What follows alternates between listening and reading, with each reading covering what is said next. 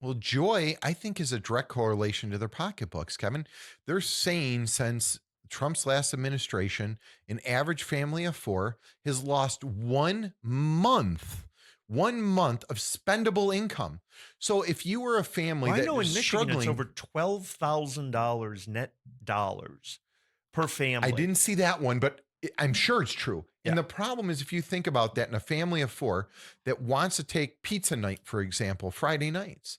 Well, if you lost a whole month of expendable income, it's very hard for that family to do pizza night. It's like, hey, mom's making her version of pizza tonight, and the kids really want a pizza from somewhere else. Or we used to go out as a family to the orchard maybe twice a year coming up this fall. And all of a sudden they're like, wow, it's so expensive for the cider, for the donuts. I'm only going with my kids once. Family traditions are starting to be affected because the expendable income in our families is not there. And that's from the Democrat rule. Well, we've got higher taxes and we've got higher prices. I was talking, the Democrats recently passed legislation that said that minimum wages have to go up.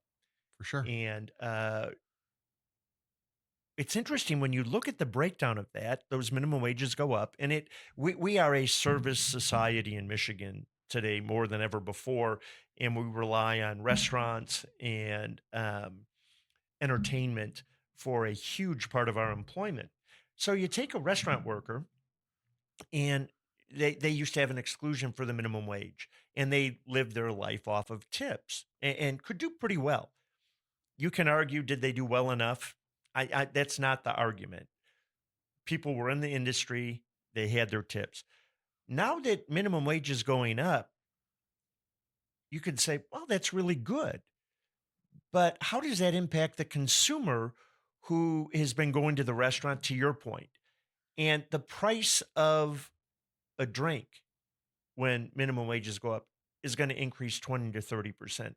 The price of a meal is going to increase 20 and that's not gouging, that's bad economic policy that is going to punish the middle class and the lower income earners in our state and in our country. The price, right? The price going up of the wage is a direct cost to the owner. So he has to put that into the food costs. Before, he had a lower wage to keep his food down more. And then people wanted to go there would tip better, 20%, 25%. I was always a 25% tipper. Now, all I'm seeing all over the place are these posts about, hey, if they're making $12 an hour or $10 an hour, I'm going to tip 5%. I'm going to tip 5%. Yep. Or they may make less money because the minimum wage went up. Now the people are paying more for their food and they're tipping less. What did we do with legislation? Well, guess what? What we did with legislation is this. The taxable income for the workers just went up. What did we do for the consumers? The taxable price just went up, which increases the taxes. You know who wins?